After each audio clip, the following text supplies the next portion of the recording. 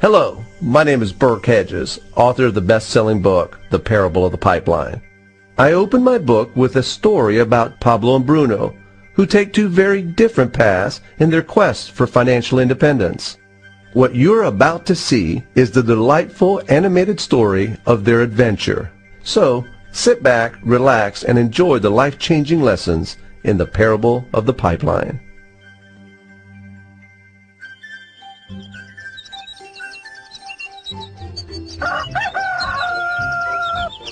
Far away, in a small village, near a beautiful valley, lived two friends, Pablo and Bruno. They were both young and dreamed of a better life for themselves.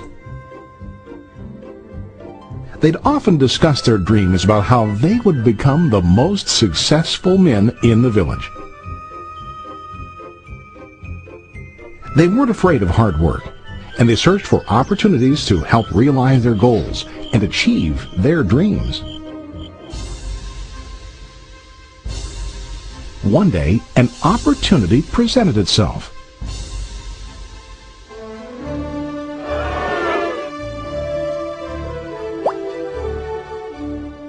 The mayor of the village decided to hire two people to bring water from a spring up on the mountain, across the valley, back down to the village. They were to be paid based on the amount of water delivered to the village.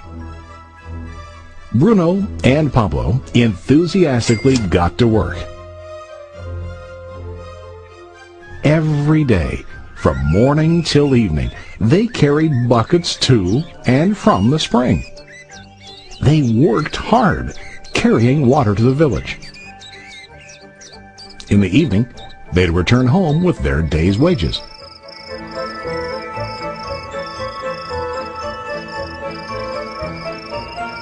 Bruno was satisfied with his work and the money he earned. He was sure that with this work he could achieve his dreams. Bruno thought that to increase his wages he could use bigger buckets to bring more water each trip.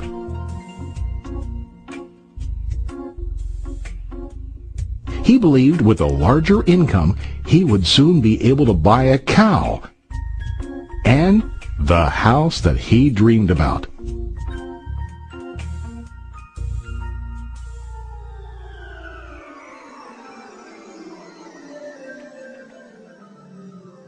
Now Pablo was not satisfied. At the end of the day, his back and hands ached, and he was exhausted. He was looking for an easier way to earn more. One day an idea occurred to Pablo. He imagined building a pipeline to deliver the water from the mountain spring to the village. With this pipeline, he could get more water to the village without carrying buckets back and forth from the spring to the village. Soon, he got very excited about his idea and began to plan. Pablo, of course, shared his idea with his friend Bruno and asked him to join with him to work on and help build the pipeline. Bruno thought the idea was crazy. All Bruno could think about was what his money could buy today and how to get it quicker. He felt that building a pipeline would slow him down and delay him in achieving his goals.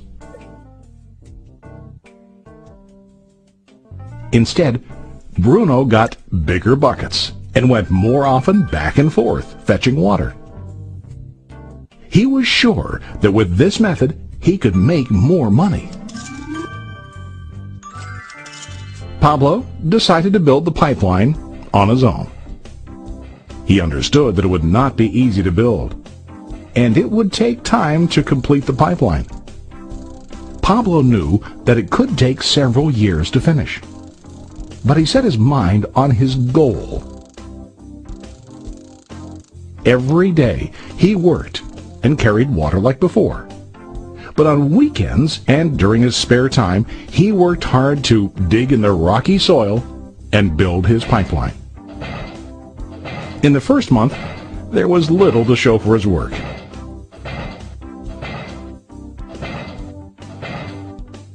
Bruno and the villagers laughed and teased him. They called him Pablo the Pipeline Man. During this time, Bruno's income doubled. He already bought a cow and a bigger house.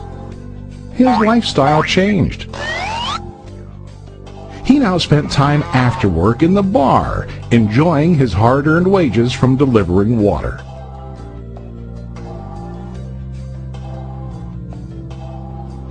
What Bruno didn't realize was that his body was starting to stoop from carrying the heavy buckets every day.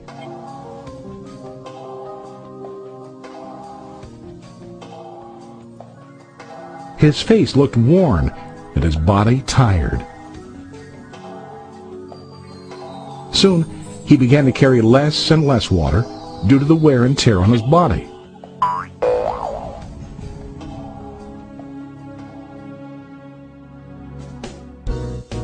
Month after month, Pablo worked. Soon a year passed, and then a second year.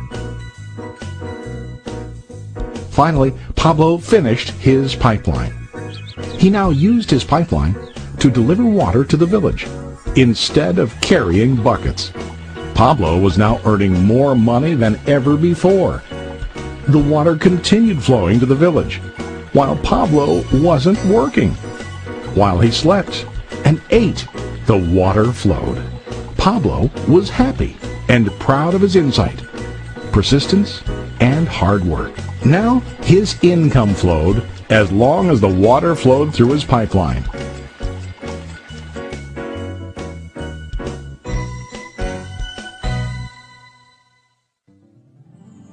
The story of Bruno and Pablo is a reflection of life. Their jobs symbolize what most people do to earn money. Bruno gets his money using buckets. He goes back and forth, carrying his buckets from the spring to the village in exchange for money. To increase his income, he either has to go more frequently to the spring or to use larger buckets. It's common in real life to increase our income by working harder. For example, working overtime or getting a second job.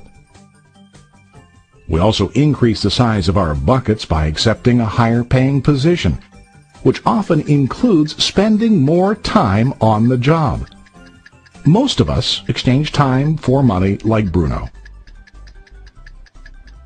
We know that every person has only 24 hours in the day and that it's not possible to use all our time to work. The most difficult time comes when we can no longer exchange time for money due to age, health, or other reasons.